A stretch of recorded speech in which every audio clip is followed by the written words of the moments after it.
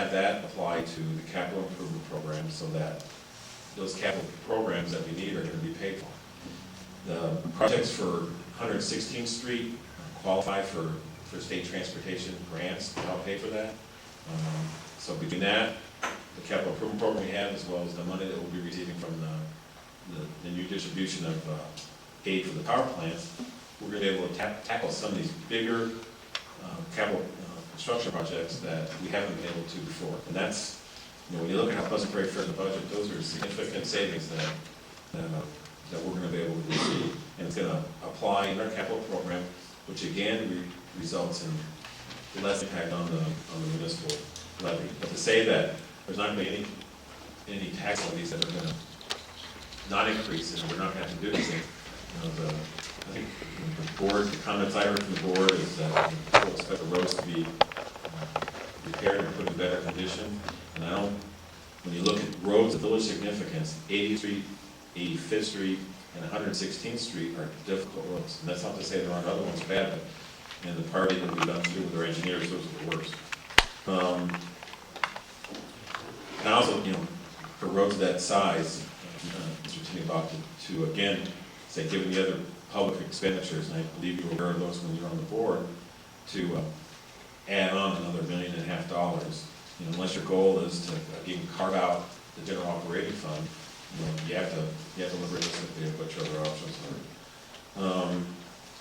Transferring the budget, and I think that the phrase that you used is we were transferring from one budget because we didn't think it was good.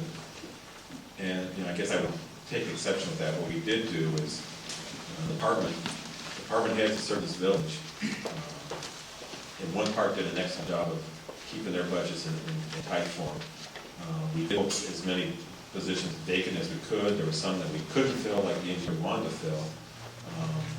And then we did achieve, based on work with our employees, savings in health insurance. That money, rather than just hanging out in the general fund, we're transferring that money into capital. So again, we can purchase capital equipment and make those capital improvements that need to be made, rather than allowing it to sit in reserve in the general fund. And we went through two weekends of meetings on the general fund, and the capital took up a big part of it. We don't want to go to referendum again on equipment. We don't want to go to referendum on roads. So the savings that the employees that this community hires, that they were able to achieve in their departments, and the thing we did, created that pool of money that we then transferred into the capital funds. That's a transfer. Transfer into the general operating fund is the transfer from Recplex, so that they compensate us for the work we do out there. Debt, past and future. There was,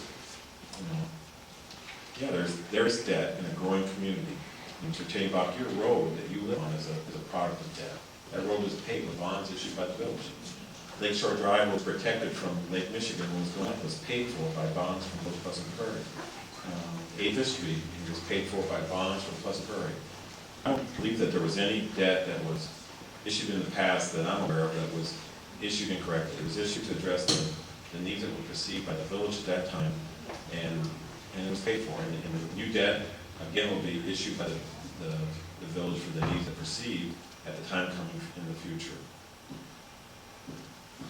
With the Kenosha water utility, I don't believe there's anybody that sits here or sits at home and pays a utility bill that appreciates the Kenosha water utility bill. I've said it before in some other discussions, the impact that the Kenosha water utility has on our budget can be best seen by comparing a resident that lives north of 85th Street versus a resident that lives south of 85th Street. And the village residents pay twice what they do. The rates are set by the Public Service Commission. Kathy Gessel did an excellent job of driving that rate for a year to stay flat, to get it down.